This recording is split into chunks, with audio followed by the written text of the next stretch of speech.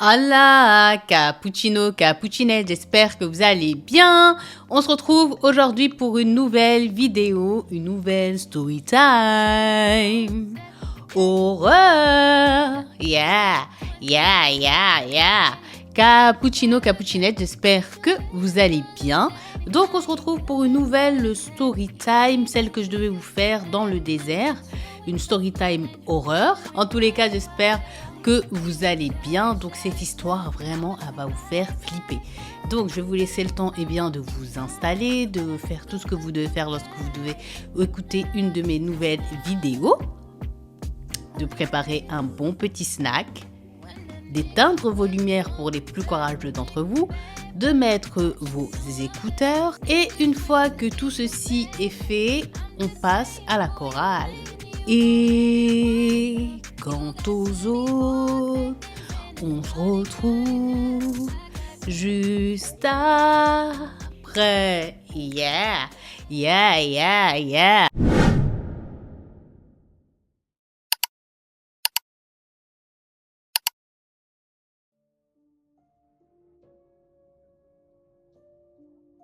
Et aussi pour cette vidéo, je voulais être posée dans mon salon. J'ai reçu enfin mon new canapé.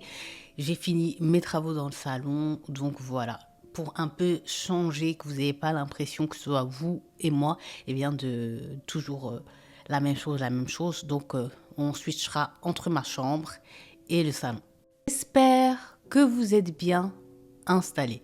Donc cappuccino, cappuccinette, pour cette nouvelle story time paranormale horreur, je vous emmène où?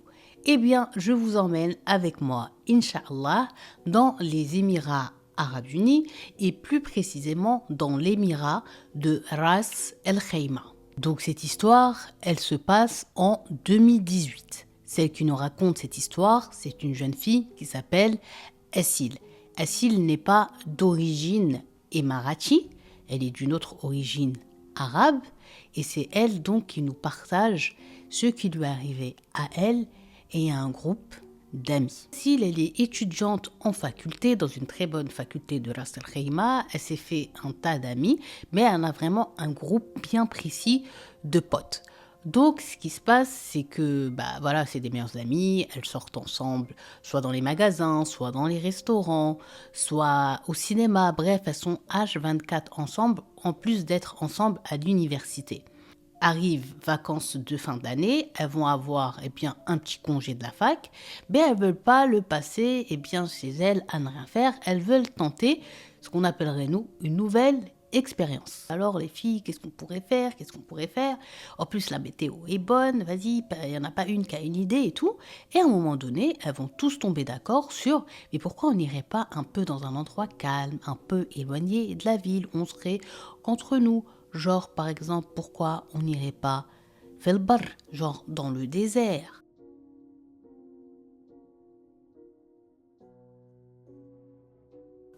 Ah, donc là, vous comprenez qu'on commence à aller dans les problèmes. Donc, une fois qu'elles sont toutes d'accord pour ça, maintenant, il faut la première mission, à savoir convaincre leur famille, puisque c'est un groupe que de filles, et souvent ils ont peur que quand c'est que les filles qui partent entre elles, soit qu'elles fassent une mauvaise rencontre d'une bande de garçons, ou bien qu'elles se perdent, ou bien que quelque chose, parce que c'est là-bas, dans les Émirats, c'est plus les garçons qui sont habitués à comme ça aller vagabonder, on va dire, dans le désert, que les filles. Donc là, on va avec Assil qui va essayer de convaincre son père de la laisser partir et faire comme un petit road trip dans le désert uniquement avec un groupe d'amis. Il dit écoute papa, avec les filles, on a convenu de quoi? On a convenu d'aller dans le désert et tout, s'il te plaît, ça va être une première fois pour nous tous, genre qu'on n'y va pas, soit avec nos frères, soit avec nos familles, soit avec nos parents, s'il vous plaît, on voudrait faire ça et tout, on a grandi, faites-nous confiance, en plus, alhamdoulilah, on est dans les Émirats, qui dit Émirat dit protection, sécurité, bon, même si de temps à autre, il peut arriver des petits trucs, mais ça reste, on va dire, mignonné. Donc, dans un premier temps, son père, Alfad, c'est quoi? Il a refusé. Il a dit non, c'est mort, si tu veux aller dans le désert. Ana abou, kawedik benefsi. Genre, en gros, moi, ton père, je te ramène par moi-même, par la main et tout. Mais elle a dit non, s'il te plaît, s'il te plaît. Et elle lui dit, ce qui va finir de convaincre le père, non mais t'inquiète pas, hein, on va pas dormir là-bas, on part au Fajr, genre à la prière de l'aube, et au Maghreb, plus tard, genre Isha, la prière d'Isha, on sera à la maison, Inch'Allah. Donc ne t'inquiète de rien, s'il te plaît, s'il te plaît. Là, toutes les filles, leurs parents, leurs grands frères et tout, ils ont dit oui, s'il te plaît, accepte-toi, accepte-toi, accepte-toi. Bon, donc son père, il fait un petit silence et il lui dit, bon, ok, la seule condition que j'ai, c'est que tu m'envoies ta localisation quand vous êtes installé et aussi quand je t'appelle, tu me réponds et surtout, vous ne vous enfoncez pas genre à mort dans le désert. Parce qu'on ne sait jamais, il y a Benti, ma fille, il peut arriver des choses. Moi, j'ai un certain âge, je connais les histoires, je ne vais pas te dire sinon tu ne voudras plus du tout y aller. C'est bien genre que tu veuilles être indépendante, mais attention, ne prenez pas de risques. Donc, elle a embrassé son père, elle lui a dit merci et elle part dans sa chambre, elle prend son téléphone et elle annonce à ses copines eh bien, que c'est bon parce que c'était elle la dernière qui n'était pas encore sûre de pouvoir partir avec eux. Donc arrive le jour J, avec l'excitation, on n'avait même pas réussi à dormir convenablement, elle était tellement pressée, et bien que le Fajr arrive pour pouvoir partir avec ses copines, se retrouver entre filles, profiter et tout, c'est toujours des moments qu'on attend avec grande impatience. Donc là, elles vont se lever, dites-vous même un tout petit peu avant le Fajr, elles vont charger leur voiture avec ce qu'elles ont besoin et elles vont se retrouver à un point bien précis. Et donc, comme je vous ai dit, elles sont 4 par voiture et il y a 2 voitures. Il faut savoir que dans la voiture où Assil elle est, ils ont une de leurs amies qui s'appelle Fatma, mais qui est, on va dire, pas du tout comme les autres. Fatma, c'est la plus pieuse, on va dire, du groupe. C'est-à-dire que H24, tu verras jamais sa main sans chapelet, sans tsabih. Toujours, elle se bat, toujours astaghfar, elle fait des invocations, elle lit beaucoup le Coran, mais traîne quand même avec eux et tout, et puis genre elle les juge pas quoi. De temps à autre, elle leur fait des rappels, mais c'est toujours des rappels bienveillants. Ben, elle les accepte comme ils sont parce que voilà, elle passe du bon temps avec eux, elle rigole et eux aussi, ils apprécient énormément sa compagnie. Et donc là, ils finissent par arriver juste quand le soleil il est en train de se lever, et bien dans le désert, mais elles se sont un peu plus enfoncées parce qu'elles voulaient vraiment être à l'aise, pouvoir danser, crier, jouer sans déranger les autres personnes qui ont décidé aussi, par exemple, ce jour-là, d'aller dans le désert. Elles veulent vraiment être à la rahsoum, c'est-à-dire être à l'aise. Et aussi pour Fatma, si elle veut enlever sa abaya et son voile, voilà, qui n'est pas genre un gars qui va passer comme ça à l'imprévu, elles aussi être à l'aise. Elles sont arrêtées à cet endroit-là, elles ont installé leur tente. Il y a quelques jours de ça, une influenceuse d'Arabie Saoudite, elle a filmé un peu, elle était dans une tente et tout, elle est partie passer son week-end là-bas.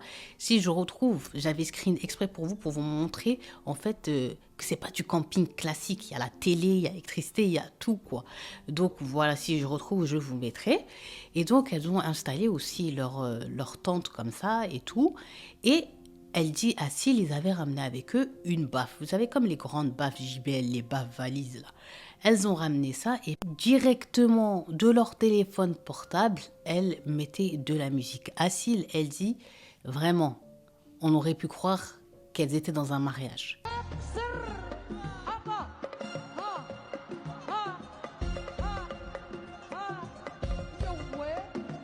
Des cris, des you-you, des rires, des danses, des cheveux qui se balancent dans tous les sens.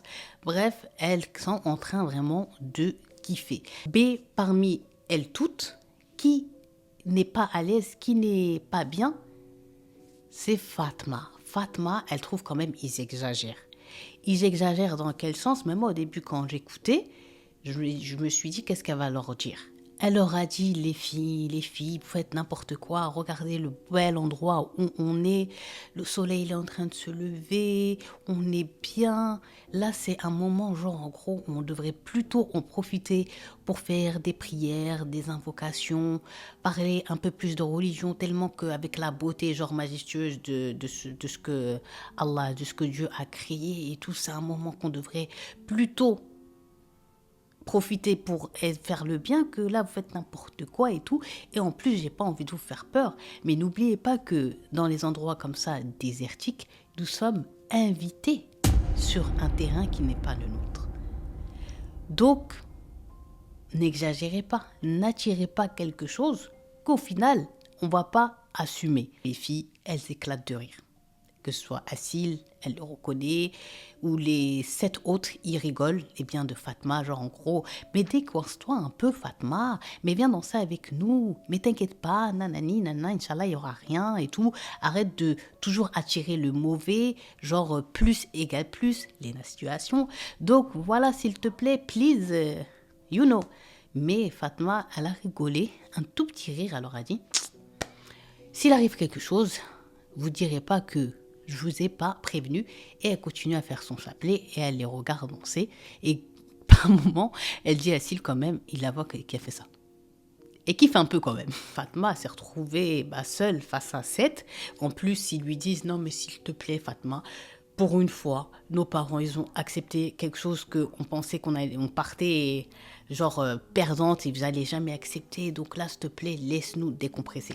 Donc Fatma, bon, elle a fait cette remarque-là. Après, elle faisait plus de remarques. Elle faisait des petits sourires. De temps en temps, elle bouge sa tête comme ça. Mais elle reste assise et elle continue avec son petit chapelet, tranquillou. La matinée, elle est passée et on arrive au début d'après-midi pour être un peu vers la fin d'après-midi, mais pas totalement puisqu'il était maintenant, on va dire, l'Asr. Donc là, ce qui se passe, c'est qu'elles étaient tac, tac, en train de danser quand tout d'un coup, le JBL, la baffe, va s'éteindre. Donc celle qui mettait la musique via son téléphone portable, c'est une de leurs amies qui s'appelle Fatine. Donc Fatine, quand elle a vu ça, elle a dit oh là là, et en même temps en regardant son portable, elle voit que la batterie de son portable aussi n'allait pas tarder à lâcher. Mais ils ont l'expérience dans les Émirats, dans le Golfe et tout. Tu pars pas au désert sans batterie ni rien. Donc, qu'est-ce qu'elle va leur dire? Écoutez, je vais aller chercher les batteries dans la voiture.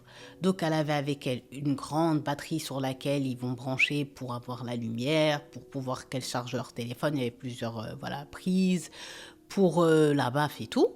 Et après, elle a dit, elle va ramener la batterie de son téléphone. Donc, elle vient. La première fois, elle part, elle revient avec la grosse batterie comme ça.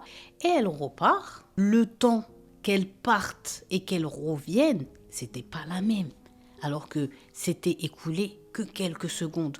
Donc là, en fait, comment elle est rentrée dans la tente, toutes les 7 filles se sont levées, dont Assil et Fatma, et ils la regardent en attendant de savoir qu'est-ce qu'elle a, parce qu'elle est vraiment, vraiment, vraiment pas bien. Elle leur dit que quand je suis repartie pour chercher la batterie de mon téléphone à la voiture, j'ai vu une femme effrayante assise sur le toit de la voiture et ses pieds étaient longs et ça touchait le sol. Il faut savoir que cette fille, je vais vous mettre la voiture qu'elle a, vous savez le grand 4x4 de Mercedes là, elle a ça comme voiture. Donc c'est la hauteur, je suis déjà montée dedans avec l'influenceuse Nora du Koweït. Franchement, il faut une échelle quoi. Donc là, elle était en panique. Mais il n'y a pas que Fatine maintenant qui a peur, il y a les autres. Les autres aussi, elles se sont toutes regardées ensemble et elles ont commencé à paniquer.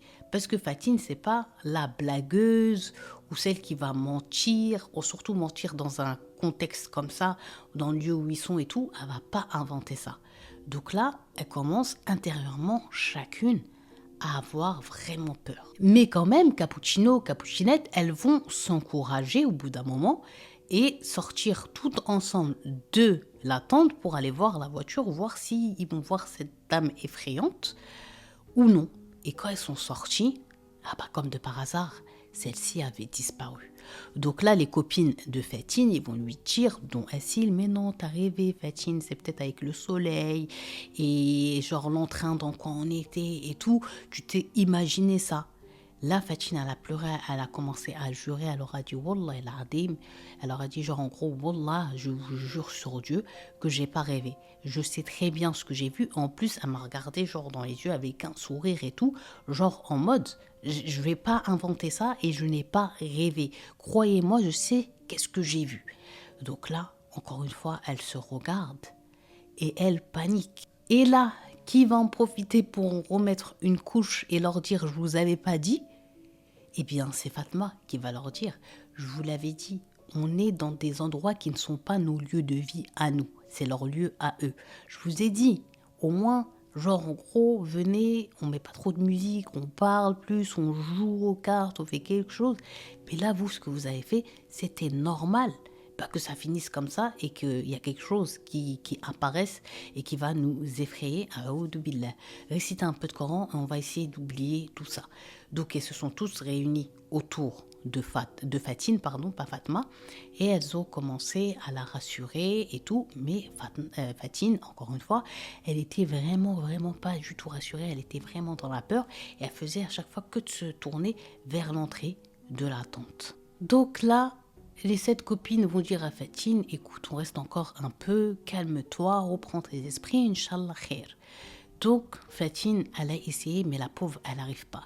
Et ce qui va encore plus les conforter, eh bien, qu'elle n'a pas menti, que l'endroit sans doute où ils se sont installés, c'est pas un endroit où il fallait s'installer depuis le départ, c'est que au même moment, dès qu'il y a le Maghreb qui a commencé dans les portables à réciter l'Eden, la lumière, tout s'est éteint d'un seul coup. Donc elles ont toutes les 8 ensemble crié et elles ont toutes allumé les flashs de leur téléphone et elles ont commencé à recharger leur voiture pour déguerpir parce qu'elles comprenaient qu'en fait l'endroit était vraiment pas bon et qu'il fallait le quitter avant qu'il y ait quelque chose de plus grave qui ne leur arrive. Donc elles commencent à charger les pauvres leur voiture. Elles ont laissé à Assil énormément de choses sur place. Elles voulaient que démarrer et partir. La première voiture, dites-vous, démarre avec les 4 filles et part et restait donc la voiture de Assil, Fatma et 2 autres filles.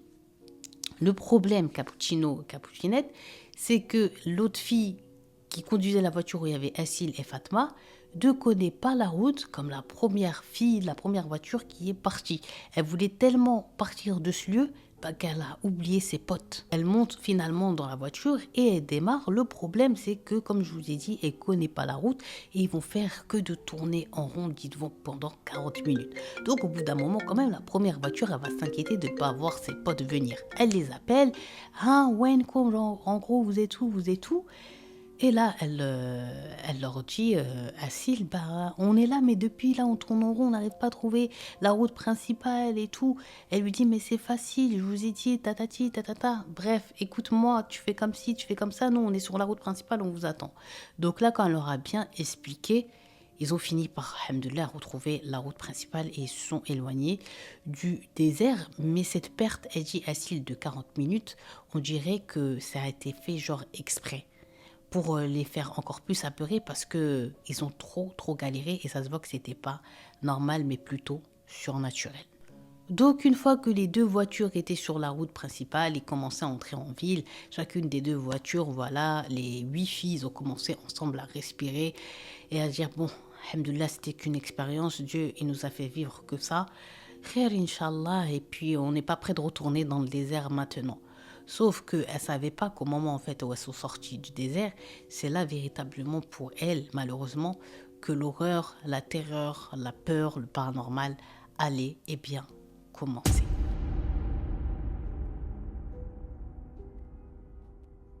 Elles avaient pris les 8 comme un espèce de pacte de on ne raconte pas ça à nos familles, à nos parents, parce que déjà on a galéré pour avoir leur approbation. Donc là, on ne dit rien et tout, parce que la prochaine fois qu'on voudra peut-être retenter l'expérience, ils vont nous dire non, la dernière fois ça s'est mal passé, regardez ce qui vous est arrivé. Donc les filles, on garde bouche motus et bouche cousue, on ne dit rien, on garde ça entre nous. Donc une fois que c'était bon, elles ont décidé de ne pas en parler à leur famille, là on va retrouver Assil chez elle. Donc Fatine, elle nous dit, quand elle est rentrée chez elle, elle a fait une petite douche, elle a rattrapé ses prières et ensuite elle s'est mise au lit, normal pour dormir, et ça commençait un peu à partir la peur de ce qu'ils avaient vécu. Sauf qu'elle a dit qu'elle a passé une nuit horrible parce qu'elle a fait que des cauchemars et elle a cauchemardé quoi ? Eh bien exactement la femme comme l'avait décrite Fatine. Sauf que eux, ils l'ont pas vu, il n'y a que Fatine qui l'a vu, tu vois. Donc elle était choquée parce que le rêve, il était vraiment précis, quoi. Donc là, elle a dit le matin, elle s'est levée, elle avait peur, elle avait envie d'appeler Fatine pour lui dire ouais, j'ai rêvé la dame que t'as dit et tout, mais elle avait pas envie de l'embêter et surtout de lui faire plus peur qu'elle avait déjà peur de ce qu'elle avait, la pauvre, vécu la veille. Donc elle va décider bien d'aller en parler avec les 7 autres filles, sauf Fatine, genre est-ce que vous avez passé une bonne nuit, nanani, nanana, et écoutez ce qu'elles vont répondre à Assil. Écoute, j'ai fait le rêve, j'ai vu une femme comme ci, comme ça, mais à tel endroit. Et l'autre, il dit, ouais, moi aussi, j'ai rêvé pareil, nanana, mais dans tel endroit. Genre, en fait, ils ont toutes rêvé cette femme qu'elle avait vue, Fatine, mais à des endroits différents, dans des contextes différents. Et maintenant, ils vont faire des cauchemars comme ça sur plusieurs jours. Et à chaque fois qu'elles s'appellent entre elles sans mettre Fatine dans la confidence, elle passait toutes des nuits horribles. Sauf que dans la vie comme ça, là, genre hors sommeil, il leur arrivait rien du tout. Donc elles vont commencer à se poser des questions. Attendez, mais nous, si on n'a même pas vu la femme et qu'on fait des cauchemars comme ça, qu'est-ce qui arrive à notre pote Fatine? Et dites-vous que même Fatma faisait ce cauchemar. Donc là, elles vont réussir à avoir Fatine qui va leur dire, écoutez les filles, je suis désolée si je suis un peu absente en ce moment, mais je dors très très mal, je fais que des cauchemars de la femme que j'ai vue dans le désert, c'est horrible, c'est horrible. Mais là, on va sauter à 2 semaines. Là, c'était que pour Fatine, que des cauchemars. Un soir, elle est en famille, il y a son père, il y a sa mère, il y a ses frères et sœurs. Et la maman, ce jour-là, elle avait la flemme de faire à manger. Donc, eux ne se prennent pas du tout la tête. Et dit Fatine, quand ils ont la flemme, dans les Émirats, tu as Talabat, tu as Kerim, c'est comme Uber Eats et tout ça. Donc, ils commandent sur Internet et elle a dit, pour que son frère il sort, quand le mec il va ramener à manger, elle se mettait toujours dans le balcon avec son téléphone et elle surveille comme ça dans la rue parce que c'était comme un nouveau quartier villa qu'ils habitaient, il n'y avait pas encore beaucoup de monde. Donc les livreurs, ils avaient tendance toujours à les appeler pour leur dire est-ce qu'ils pouvaient les guider jusqu'à leur maison. Donc là, elle ne déroge pas à sa règle Fatine, elle va dans le balcon, mais elle se rappellera toujours de cette sortie balcon qu'elle a fait. Mais on va dire que ce soir-là, ça va être un peu différent que les autres soirs. Ce qui se passe, c'est que il y a sa maison, il faut bien me suivre. Il y a sa maison et ils ont comme une espèce de cave aménagée en bas, donc il y a un escalier. Mais quand ils ne l'utilisent pas, en fait, il éteint la lumière de ces escaliers-là. Il y a un tout petit peu, vous savez, les lumières comme ça sur les marches, mais elles sont vraiment très, très légères. C'est pas comme quand la lumière de l'escalier en entier, elle est allumée. Et là, Fatine, au moment où ça va sonner, elle était rentrée vite fait, pour prendre ses AirPods.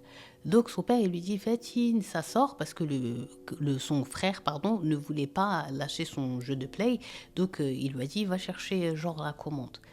Donc elle vient prendre l'argent de son père, elle sort, elle descend les étages, elle ouvre la porte de la maison, elle marche pour arriver au portail, mais sur le côté, elle ne sait pas pourquoi, comme une petite voix qui lui dit, regarde sur la gauche, genre les escaliers.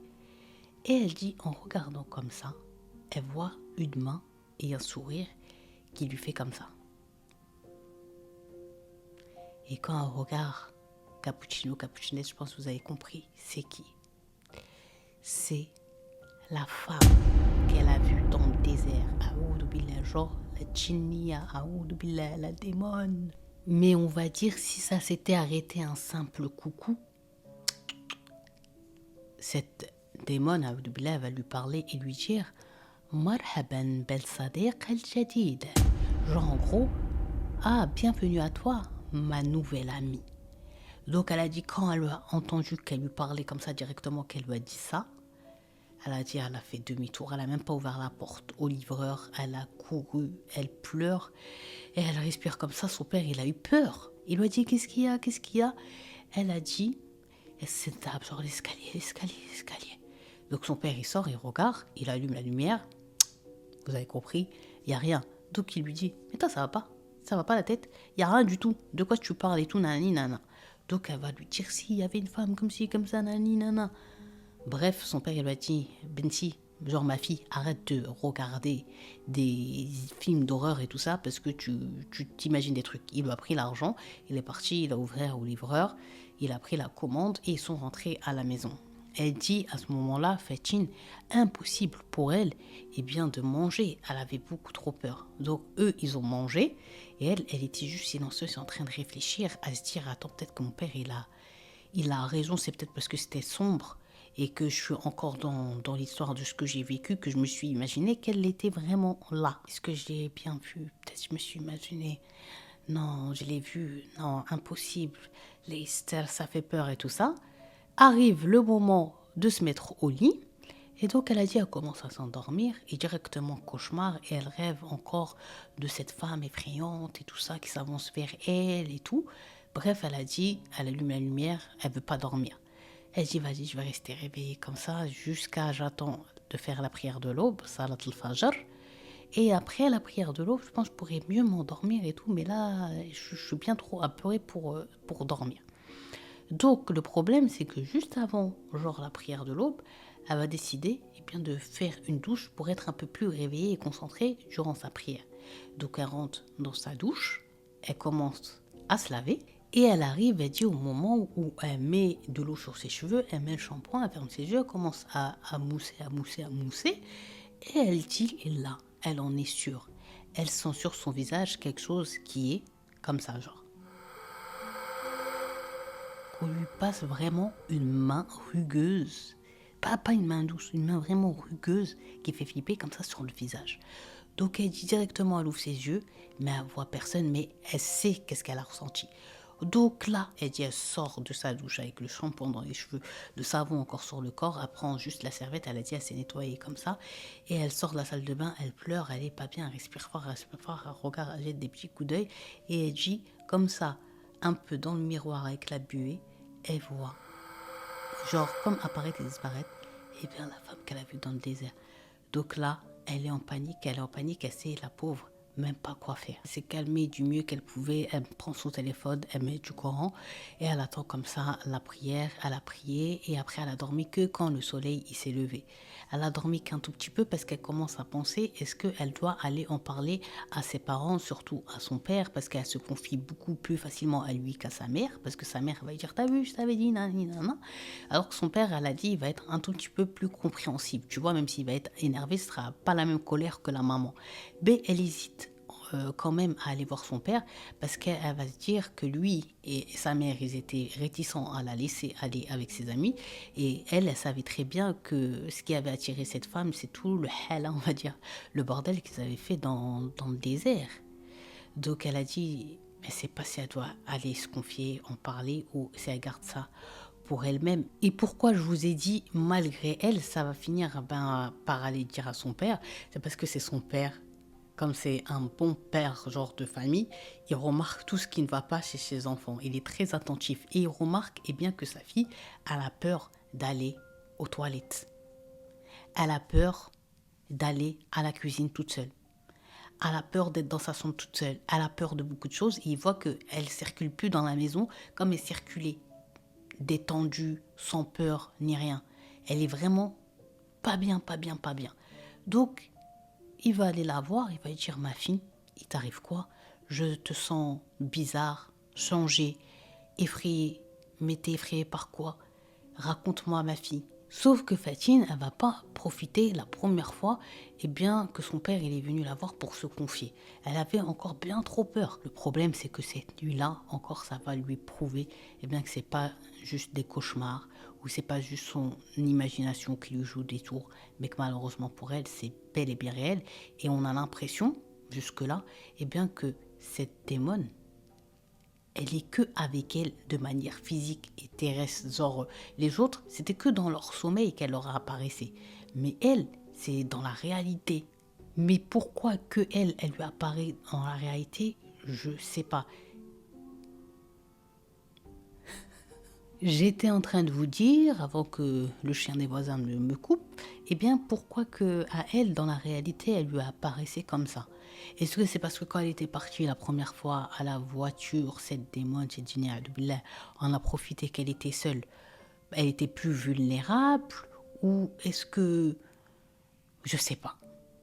J'arrive pas à trouver une hypothèse, mais malheureusement, c'est Fatine dans le groupe de 8 qui a le plus mangé et qui n'a pas fini de manger, vous allez voir. Eh bien, elle va sentir à un moment donné dans son sommeil quelqu'un qui est en train de lui passer comme ça la main dans ses cheveux.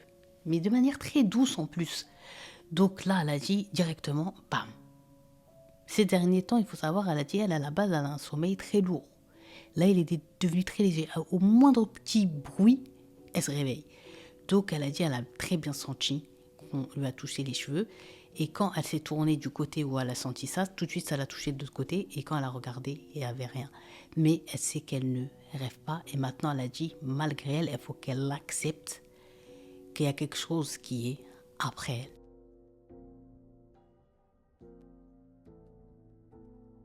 Mais là, cappuccino, cappuccinette, pour Fatine, c'était venu le moment où en fait elle n'arrive plus à supporter tout ça toute seule. Elle veut aller se confier et elle va aller tout de suite dans la nuit comme ça courir et rentrer dans la chambre de ses parents et réveiller son père. Le pauvre il va immerger et il la voit qu'elle tremble, qu'elle pleure. Elle n'arrive même pas à parler, donc il l'assoit sur le lit avec la maman et il la calme et ils lui disent de parler, qu'est-ce qui lui arrive et tout. Et là, elle va tout leur raconter, du désert à ce qui lui arrive encore jusqu'à aujourd'hui. Donc son père il est choqué, les parents ils ont des frissons, ils lui disent mais t'es sûr? Elle leur jure et il voit très bien qu'elle ment pas avec la peur dans laquelle elle était. C'est impossible d'avoir un degré de mensonge dans ça quoi. Donc là le père il lui dit t'inquiète pas, tu sais quoi ma fille, demain Inch'Allah je vais tout faire pour trouver quelqu'un qui va te débarrasser de ça, aller voir un raqi, un guérisseur, quelque chose comme ça, Inch'Allah, tout va aller pour toi. Et là, ce soir, tu dors avec nous. Donc, quand elle a dormi avec sa parole, alhamdoulilah, elle a dit, elle a passé une bonne nuit.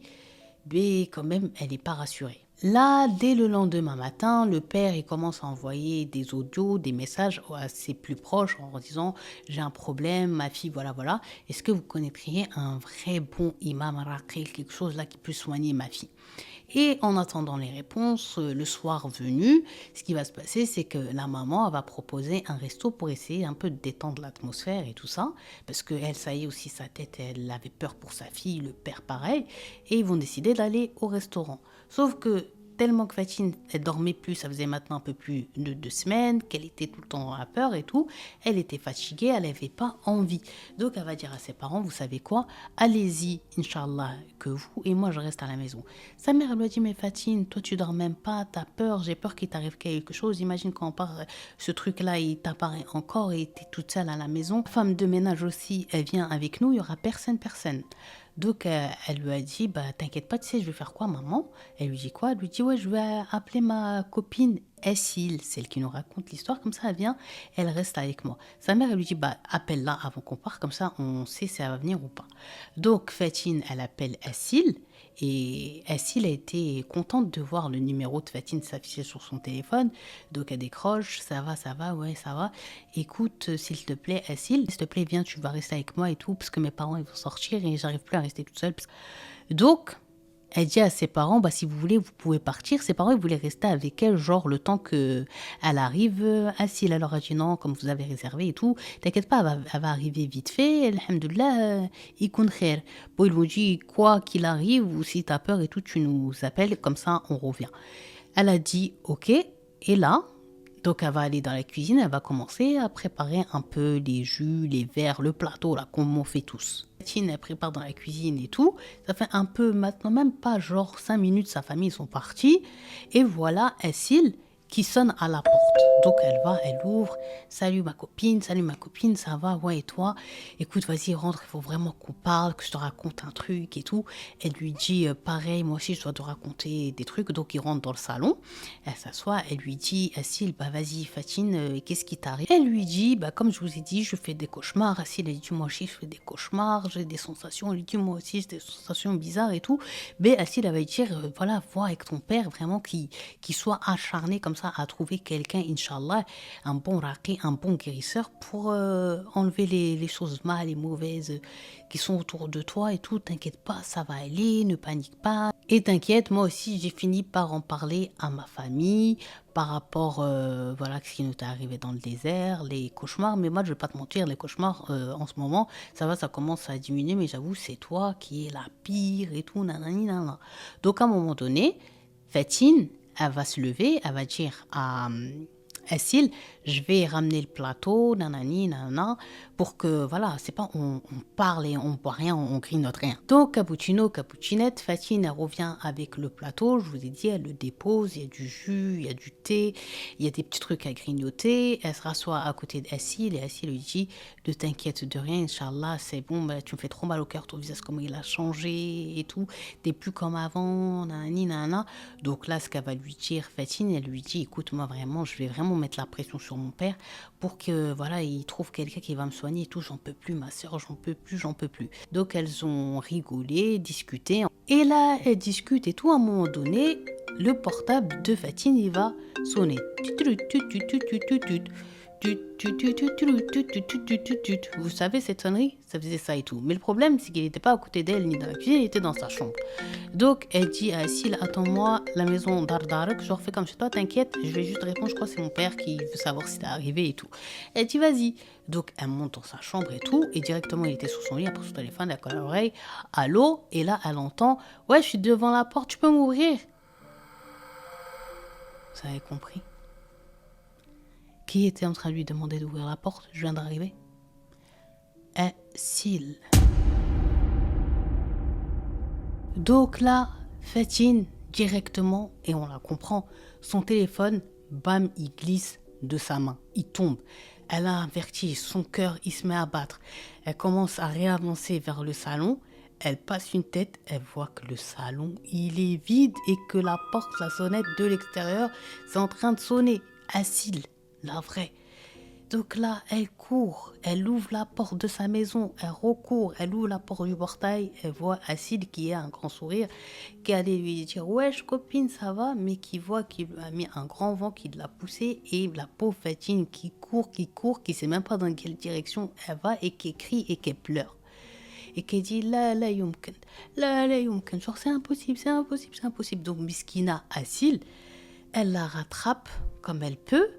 Mais elle court trop vite, la pauvre Fatine. Donc elle décide de monter dans sa voiture et de la rattraper comme ça en voiture et de s'arrêter devant pour l'empêcher de continuer de truquer. Et quand elle s'arrête, elle crie « Laisse-moi, laisse-moi, laisse-moi, laisse-moi ». Elle a peur de sa copine, elle lui dit « Mais qu'est-ce qui t'arrive ?» Elle lui dit « Mais t'étais pas chez moi ?»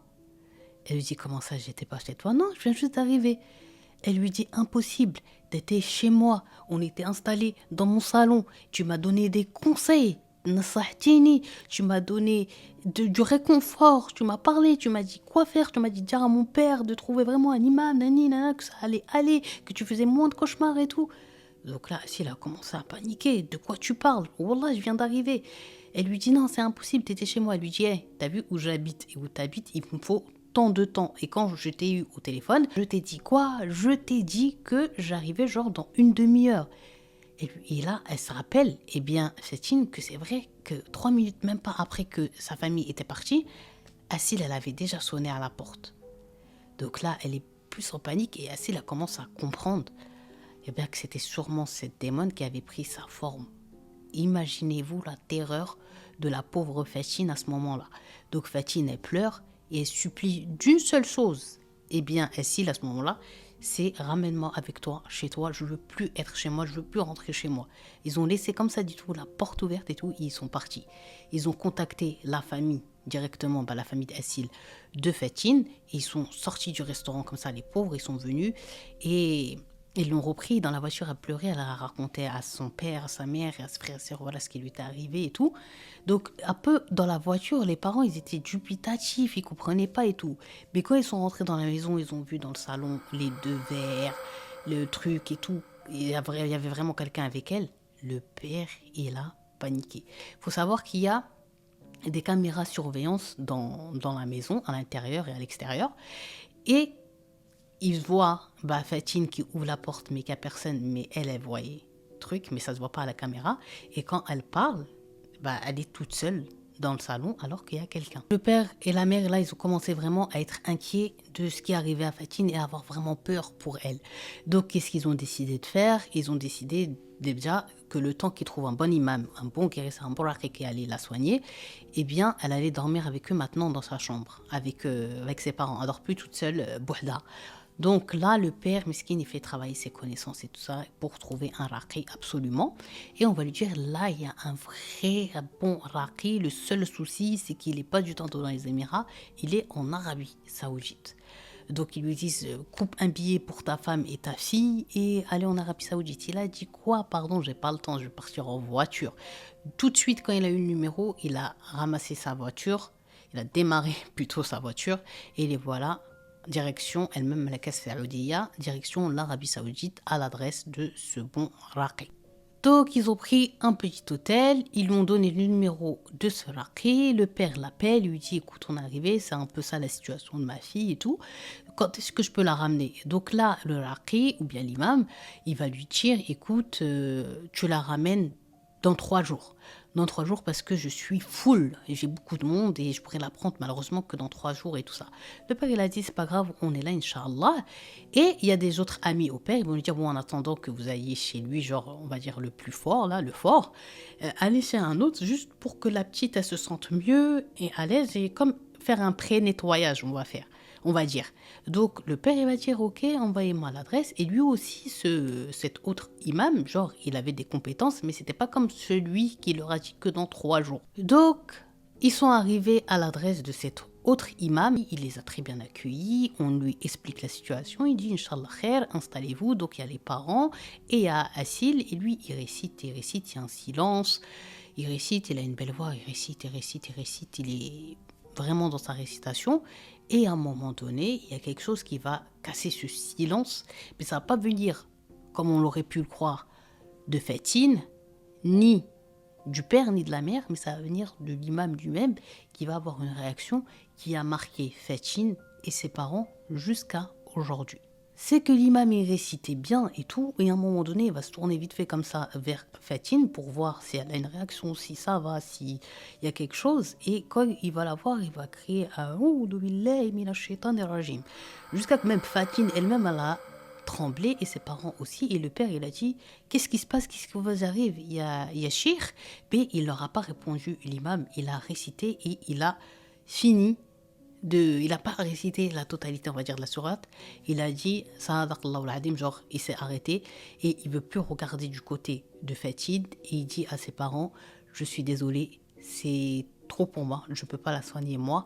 Restez avec celui que vous étiez venu pour lui à la base, là, qui vous a dit dans 3 jours, mais moi, je suis désolé, je peux rien faire, genre, pour elle. Et en gros, leur a demandé gentiment de partir. Bon, que ce soit Fatine et ses parents, ils repartent dans la compréhension. Ils sont un peu colère, surtout le père là de l'agissement de l'imam. Bon, ils n'avaient pas le choix, ils retournent à l'hôtel et tout. Ils attendent ces 3 jours vraiment avec impatience et arrive le fameux jour où ils vont chez l'imam Loraki, genre le fort. Là. Et donc, ils arrivent, ils les installent. Salam alaikum, alaikum salam. Installez-vous, installez-vous. Et il leur dit, il va les surprendre, la situation de votre fille, elle est difficile. Et l'imam chez qui vous étiez il y a 3 jours, il m'a appelé. Et là, il a coupé le père. Le père, il a sauté, il a dit, oui, c'est pas bien. Moi, j'ai jamais vu un imam qui agit comme ça, on demande de l'aide, il nous a virés. Il nous a même pas dit pourquoi il nous a virés. Et là, l'imam, il a rigolé, il a dit, non, je vais t'expliquer en fait. Certains imams, certains cheikhs, il peut arriver malheureusement parfois que lorsqu'ils soignent une personne, la chose qui les possède ou tout, apparaissent. Et c'est ce qui est exactement arrivé. En fait, l'imam était concentré et il a dit quand il récitait, et bien sûr Fatine, à un moment quand il a tourné la tête, en fait, il a vu la dame qui fait peur de Billah, et bien sa tête comme ça, qu'il l'a posée sur l'épaule de Fatine et qui lui faisait un sourire et donc il a eu peur. Et ça, c'est une grande menace pour les raqis et les imams, surtout quand ils n'ont pas l'expérimentation qu'il faut pour assumer ça là. Donc, ce qui fait qu'il doit arrêter parce que c'est comme une menace, genre vas-y, continue et on va s'en prendre à toi. Et l'imam, il a eu peur, c'est pour ça qu'il a préféré arrêter pour pas se mettre en danger et peut-être aussi ne pas mettre en danger volontairement Fatine. Donc, c'est pour ça qu'il a appelé, il a dit la situation elle est grave et moi je peux pas assumer ça, je te laisse le relais. L'imam, il a dit, vous inquiétez pas, moi j'ai de l'expérience et alhamdoulilah, je vais essayer, Inch'Allah, de soigner votre fille comme il faut. Donc il s'est mis à réciter, à réciter. Alors ce qui est arrivé avec Fatine, c'est qu'elle avait des petits moments où elle perdait vite fait comme sa connaissance, elle revenait à elle, mais l'imam, il a essayé genre de faire parler, de faire une réaction et tout, il n'y a rien eu de tout ça. Fatine, c'était toujours Fatine avec juste ces petits étourdissements. Et l'imam, il les a fait venir sur plusieurs jours et c'était resté quand même un petit moment en Arabie Saoudite, mais jamais la chose là, cette démon qui poursuit, on va dire, Fatine, eh bien, il l'a fait parler ou elle a eu une réaction ni rien. Elle se sentait juste de mieux en mieux, elle n'avait plus ses étourdissements. Mais en gros, elle n'est pas soignée. Et cette histoire, dites-vous, de 2018 jusqu'à 2024, ben, il peut lui arriver de temps à autre des cauchemars encore, de revoir cette femme, des trucs comme ça. Elle n'est pas guérie. Et ils ont un peu, on va dire, perdu espoir. Pourquoi? Parce que comme c'est un imam de renom, qui est un level, ben, ils sont désespérés en se disant... Comment ça se fait qu'un level comme ça, il n'arrive pas à la soigner? Qu'est-ce que, en gros, elle veut chez elle, cette démon? Pourquoi elle la colle comme ça? Donc, c'est le grand mystère de cette story time. Donc, ainsi, elle demande à ce qu'on fasse des invocations, Inch'Allah, pour Fatine, pour qu'elle soit totalement guérie et qu'elle finisse par s'en aller, cette démon-là de sa vie, Inch'Allah. Et surtout, faites attention quand vous êtes dans des lieux un peu vides comme ça, genre désert, forêt et tout ça. N'oubliez pas que ce ne sont pas nos habitations, mais que c'est leur habitation et qu'il ne faut pas se mettre en danger. Parce que malgré que Fatma les ait mis en garde, ils ne l'ont pas écouté, ils ont rigolé. Mais à la fin, ils ont regretté. J'ai fini cette vidéo et Cappuccino, Cappuccina, j'espère que vous avez kiffé cette story time horreur paranormale. Des fois, c'est vrai que quand on est dans l'euphorie, on prête plus trop attention. Moi-même, quand je suis dans le désert, quand je vais à Dubaï et tout, je mets de la musique, j'ai tendance à marcher genre pour snapper les pas dans le sable et tout. J'oublie et j'ai tendance des fois à m'éloigner, mais je me rappelle très très vite et je fais demi-tour directement là parce que ça fait peur, surtout avec toutes les histoires là que j'entends. Non. En plus là, normalement je devais aller au Koweït, j'ai ma copine, celle que j'étais partie à son mariage, elle n'arrête pas de me dire viens, parce que eux, la période qu'ils préfèrent là, c'est ça, hiver, automne, un peu le début juste du printemps quand il fait pas chaud. Pourquoi? Juste pour aller dans le désert. Mais moi j'ai pas envie de lui dire, j'ai pas envie de venir. Parce que moi, les histoires que je raconte, merci beaucoup que j'ai entendues dans le désert. Et je sais très bien, ils vont m'attendre, ils vont faire une haie d'honneur, mes story time là-bas. Donc, c'est pas la peine. Donc, c'est vrai que dans le désert, il y a tellement d'histoires qui se passent. Mais après, c'est normal, c'est des terres vides. Et donc, eux, ils s'installent à ça. Mais ça fait peur, subhanallah, que Dieu nous en préserve, Inch'Allah, ya Rabbi, et qu'on soit protégés. On demande à Allah, à Dieu, de soigner, Inch'Allah, Fatine, et qu'elle soit totalement débarrassée. Après, comme l'imam, il leur a dit, elle n'a pas l'air de vouloir le faire du mal, mais quand même, c'est gênant qu'elle soit dans sa vie. Quoi qu'il, en tout cas, si vous avez regardé cette vidéo jusqu'à la fin, je vous invite à écrire en commentaire le titre de la vidéo qui vous a plus marqué sur ma chaîne. Que ce soit Noura Gaga, que ce soit l'histoire de la pauvre jeune fille qui s'est retrouvée en prison, que ce soit l'histoire de Rami le protecteur, que ce soit l'histoire de la petite Fatma qui faisait le ménage et tout. Dites-moi quelle est l'histoire qui vous a le plus touché et marqué. Inch'Allah, j'ai envie, c'est un petit sondage comme ça. En tous les cas, j'espère que vraiment vous avez apprécié passer ce moment en ma compagnie. Je vais vous inviter, avant de quitter cette vidéo, à me mettre mon petit like, à vous abonner si ce n'est pas toujours fait et à venir me suivre sur mes différents réseaux sociaux, Snap, TikTok et Instagram. Donc voilà, d'ici là, je vais essayer de trouver soit une HGV, soit une histoire de crime que j'ai écoutée qui m'a pas mal traumatisée d'ailleurs, qui s'est passée au Maroc. J'ai envie de la partager avec vous. Et d'ici là, portez-vous bien, je vous fais de gros bisous. Merci encore d'avoir regardé cette vidéo jusqu'à la fin et je vous dis à très très vite. Ciao!